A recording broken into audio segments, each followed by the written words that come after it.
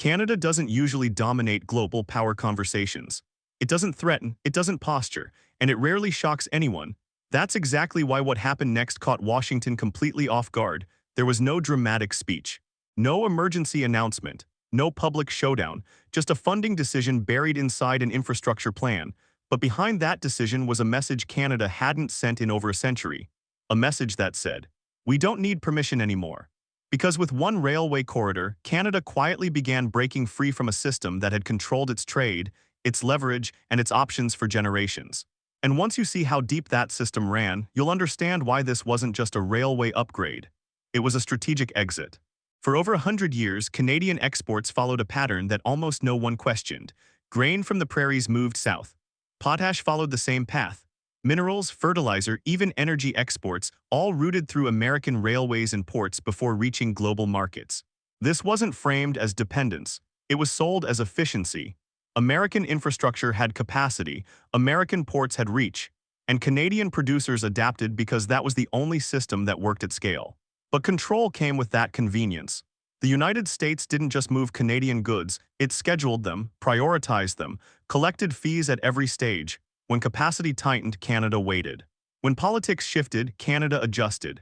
For generations, this arrangement felt permanent, not because it was ideal, but because there was no alternative powerful enough to challenge it. Or so it seemed. The alternative existed long before anyone believed in it again. A rail line stretching nearly 1,300 kilometers north to the port of Churchill on Hudson Bay. From there, ships could cross the Atlantic directly into Europe, shorter distance. Lower costs, no American middleman. On paper, it was perfect. In reality, it was brutal. The railway crossed permafrost that shifted with the seasons. Muskeg swallowed track foundations. Extreme cold cracked steel and stressed bridges. Floods erased entire sections without warning. Even when trains ran, they ran light and slow. Weight limits crippled capacity. And the Arctic shipping season barely lasted 4 months. Southern routes, inefficient as they were, offered reliability. And in logistics, reliability always wins.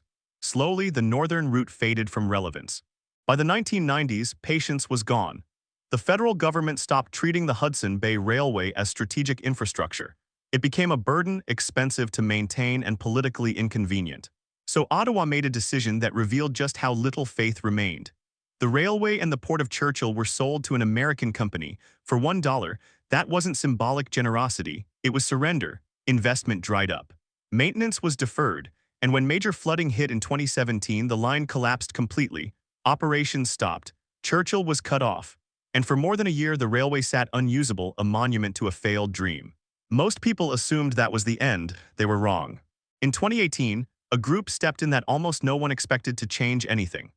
A consortium of 41 First Nations communities and northern Manitoba municipalities bought the railway and the port, forming the Arctic Gateway Group. Analysts dismissed it instantly. This was seen as symbolic ownership, not a commercial revival.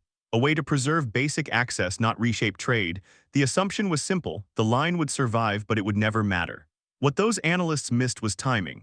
Because while the railway sat quietly in the north, the world outside Canada was changing fast. Railways live and die by classification. Class 1 isn't a label, it's a threshold: heavy freight, unit trains, maximum efficiency. The Hudson Bay Railway had never qualified until now. The upgrade plan rebuilt the line from the ground up.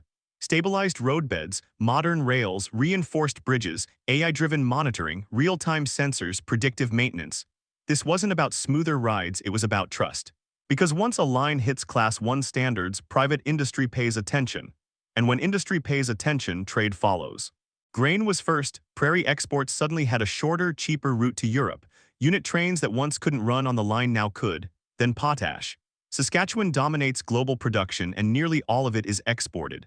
Every shipment routed through Churchill bypasses American fees entirely. Critical minerals followed. Nickel, lithium, cobalt, materials central to modern manufacturing, gained a direct path to European buyers without detouring through U.S. infrastructure. Energy came next. Proposals tied to Churchill include LNG, hydrogen in ammonia form, and even energy transmission corridors. All of it depends on heavy rail capacity that now exists. Add Arctic resupply to the mix, and the volumes climb into the tens of millions of tons annually. Every ton represents revenue that no longer flows south. This isn't a trade dispute. There's no tariff to challenge, no court case to file. Canada isn't blocking American access, it's simply choosing its own. Once supply chains shift, they rarely reverse. Habits change, infrastructure adapts. Investments follow. For over a century, Canadian exporters had no choice. Now they do, and that's what makes this dangerous for American leverage. This wasn't about a railway, it was about control. Control over routes, over fees, over decisions that shape national power. Canada didn't confront the system, it built around it, and that's why this matters far beyond Hudson Bay. Because if one country can quietly reduce dependence through infrastructure, others will follow. Not with speeches, not with threats, but with steel, rail, and choice.